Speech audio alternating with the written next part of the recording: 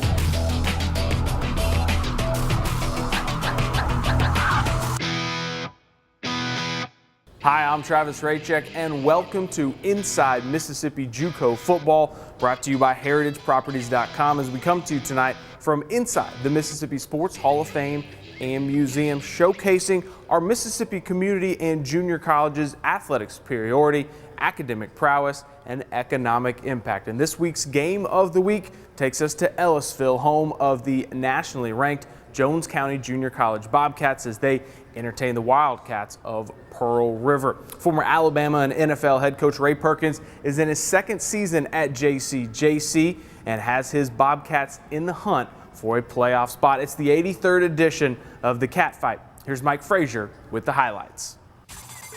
And to Ellisville we go, and there's the Maroon Typhoon, 180 members strong, as the Jones County Junior College Marching Band preps the crowd. Here's Swindle going to hit Jamichael Willis for the touchdown, and midway through the first quarter, the Bobcats, nationally ranked, with an early lead. Wildcats going for the home run here. Now watch Charles Lewis, the West Marion High School native, goes up, shows the hops, and picks it off. It's 10-0 Jones County after one quarter.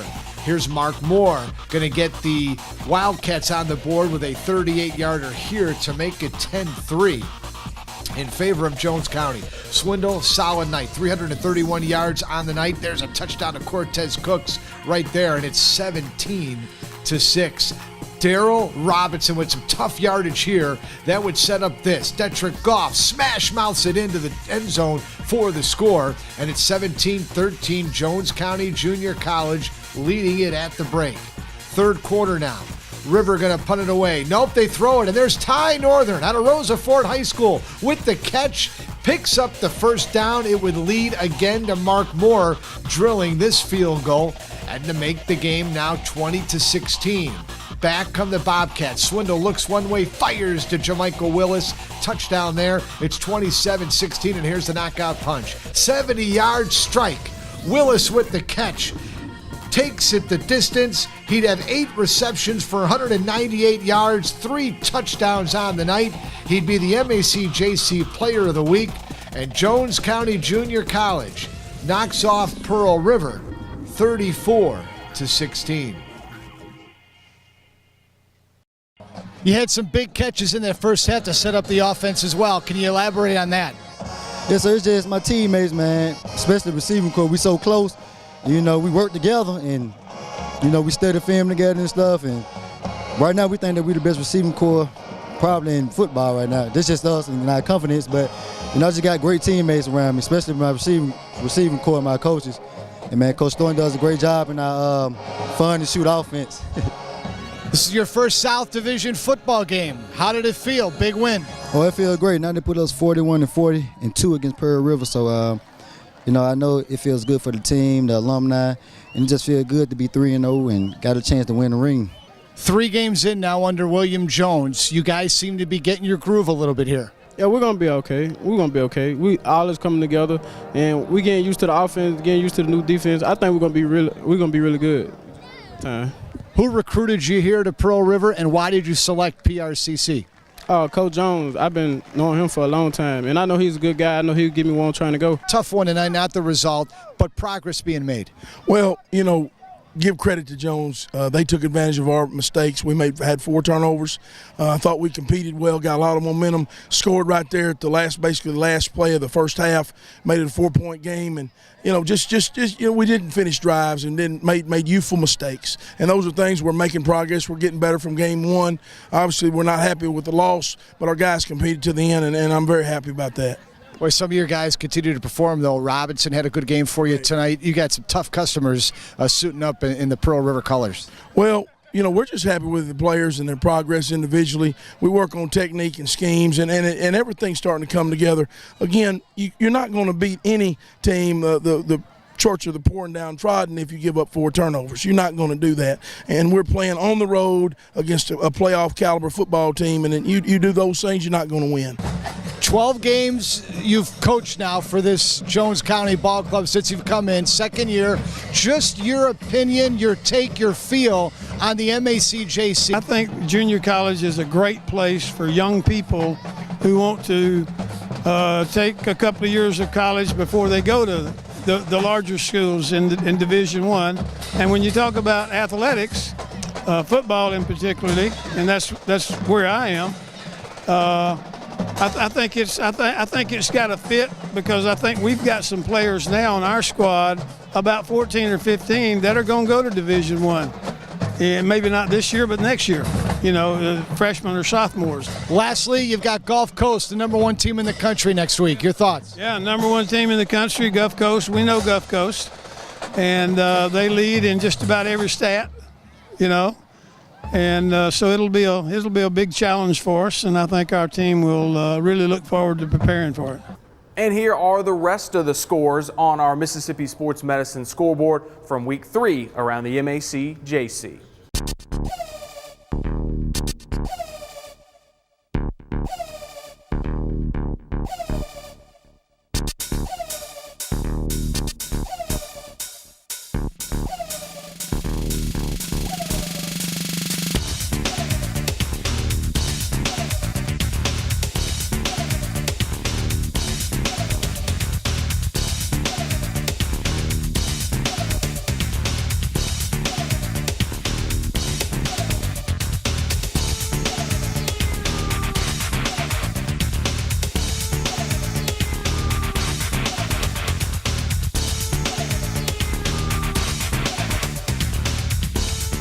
Let's take a look at the league standings after Week 3.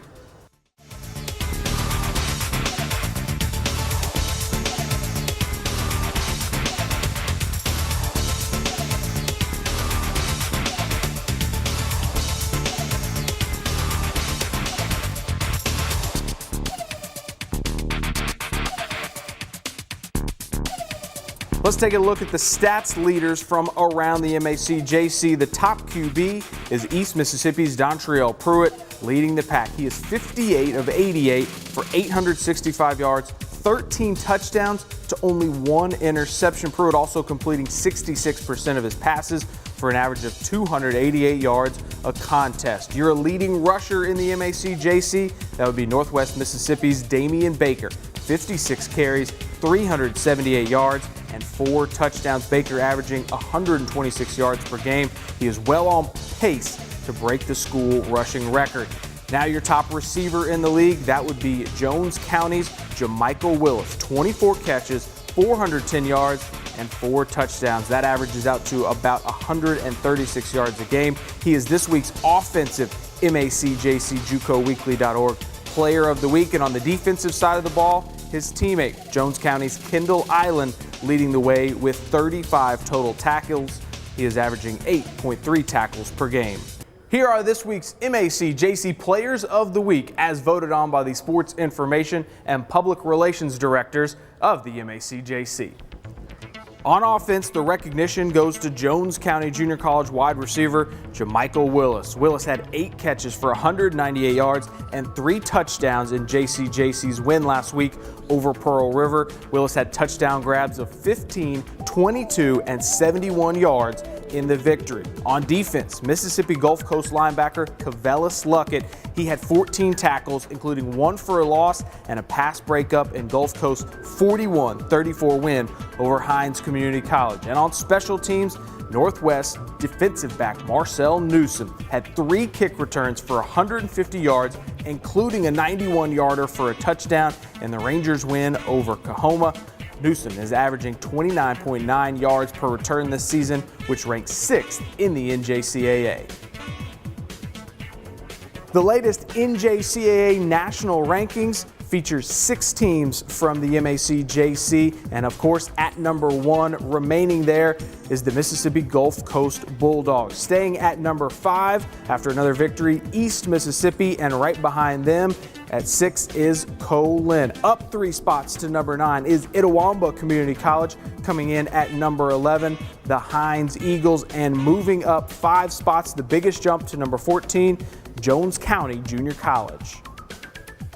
Our first community college feature takes us to Poplarville, to the campus of Pearl River Community College, where coming September 24th is the grand opening of the Brownstone Performing Arts Center. It is something that has been in the making for a long time, in the city of Poplarville, including Pearl River Community College, are extremely proud of.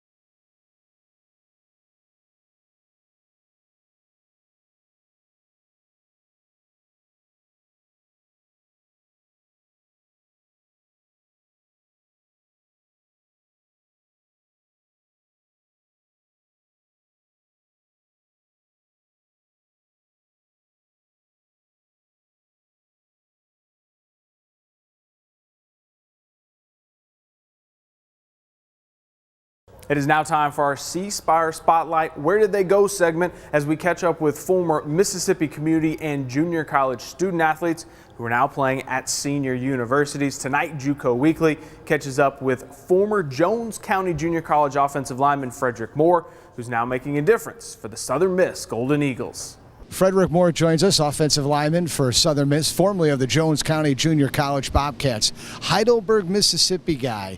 Your road to Jones County Junior College, who recruited you and why did you choose the Bobcats? Ron Brewer, he recruited me. I chose the Bobcats simply because, I felt at home once I met the coaches. Then I really didn't want to go that far from home. Then I feel like Jones was a good program for me. What was your experience like playing in a strong facility, a new facility, and one of the programs that has invested a lot into its athletic property? I mean, it can be no better. It was a great program. I learned a lot. I had great coaches. Then I was around great players, and it was the best thing for me. How did Jones County Junior College help you on the educational side of things? Well, Jones helped me. They had great teachers there that really worked with athletes. Then we had great tutors, and the coaches just made a way, and they made a way for me to get my books and get down to it. Frederick, you were in the trenches in the toughest league in America at the junior community college level. What was that experience like every Thursday night, strapping it up, knowing you're going up against Division I guys in the MAC-JC? I mean, it was hard. It wasn't easy, but at the same time, at Jones, we always work, and they always taught us how to compete and go against great guys. And I just did what I was taught, and I tried to dominate. How tough was the MAC-JC, in your opinion? I feel like JUCO ball is one of the hardest balls. It was hard, but at the same time, we work, and they get us prepared. They get us prepared to go through hard things. You're at Southern Miss now. What are you looking to get your degree in, and what do you want to do with it? I want to get my degree in coaching, and if I don't make it to the next level, I want to go back to my hometown and be an offensive line coach. A lot of the Jones County Junior College people are watching. What message would you like to say to them? To Jones County, I want to thank y'all for getting me where I'm at, and I want to give my old teammates, I want to give them a shout out to have a great season in the coaching staff. Our next community college feature takes us to Jones County Junior College. They have been impacting the county economically for decades in South Mississippi. This year, student enrollment numbers grew by about 200. JCJC continues to be a major contributor to the county. Jones County Junior College was established in 1911. Their reputation in athletics, academics, and their impact to the community profound. Dr. Jesse Smith is the 5th president here at Jones County Junior College. Let's check out the JCJC campus. And we're back inside Jones Hall on the Jones County Junior College campus, joined by Sandy Holofield, Director of Economic Development for Jones County. Sandy, if you would, tell us what kind of role Jones County Junior College plays in the community.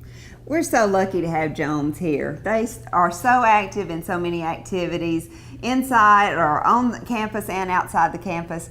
Like the Jones County Heart Walk, they participate in the Women's Life Conference. They do treats in the streets here on campus, and just so many activities that are important to the community. What role does the Jones Advanced Technology Center play in the region? They can do the customized training, absolutely anything that is available for them to do for the industry. They can work. Anything customized, they can work into for the employees, for new employees, for retraining. Again, they can do it on campus, they can do it at the Advanced Technology Center, or they can come into the industry and do the training for them. Where do you see in 5 years, 10 years from now, the industry that JCJC serves? I think just more of the same, just bigger and better. I think the industry will become more familiar with what they're doing here on campus, the training that they're offering, and I see the community knowing a little bit more about what's going on here on campus and the training that they're offering. Just bigger and better. And we continue our tour on the Jones County Junior College campus at the Whitehead Advanced Technology Center, joined by Finney Ruffin, Executive Marketing Director for Jones County Junior College. Finney, this facility here, what does it provide for its students and citizens? Well, the ATC Center here on our campus provides training for our workforce development. It also provides an incubation space for people who want to start up a business. It also provides support for any industry like GE Aviation who might want to move into our area and need additional training for their employees. What can Jones offer today's student? Oh wow, what can't we offer at this point is kind of how I feel. We strive to make this campus both conditional for non-traditional students as well as traditional students. So we offer a campus environment of having Taco Bell and a grill offered for a student union type of atmosphere, as well as having a non-traditional student association that we can go to for our students who might be military, active military, VA retired, or simply just coming back for a second career. What industries directly benefit from JCJC students? I would say just about any industry, from retail to healthcare, medical, machining, manufacturing. We have tentacles that reach out everywhere. Your economic impact to the Pine Belt is profound. Can you elaborate on that at all?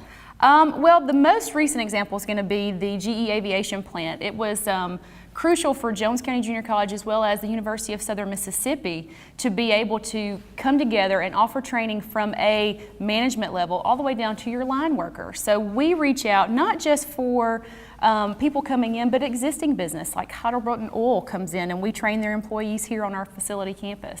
Finney, in the counties that you serve, what are you doing to reach out to the students? Well, currently we have 2 full centers online in each county of Jasper as well as Wayne and also Greene. And of those counties, 2 of them have a tuition guarantee program that we've implemented, which means they can come to Jones and get their education absolutely free. So that's going to be Greene as well as Jasper. Then the Clark County Center will come online in about 1.5 years, and so that'll be a whole new aspect. We'll offer a new career program there in the oil industry, so it'll only be offered on that campus. You know, outside of athletics, football, what brings students to Jones County Junior College? Not just students, but community. We have a wonderful fine arts program. We do tons of activities. We do treats in the streets. That's 5,000 to 6,000 people who come on our campus are directly impacted just by that one event. The Heart Walk comes on campus. We do the Women's Life Conference on campus. Special Olympics comes to our campus and we host that here for them. So we engage in the community, not just by education, but also reaching out to them and giving them a place to gather and kind of reach out to everybody. Finney, thanks for your time. Absolutely. Go Bobcats. Next week's Game of the Week will take us to Perkinston and home of the #1 ranked Mississippi Gulf Coast Bulldogs. They will host Jones County Junior College tomorrow night in a pivotal divisional game with major national implications.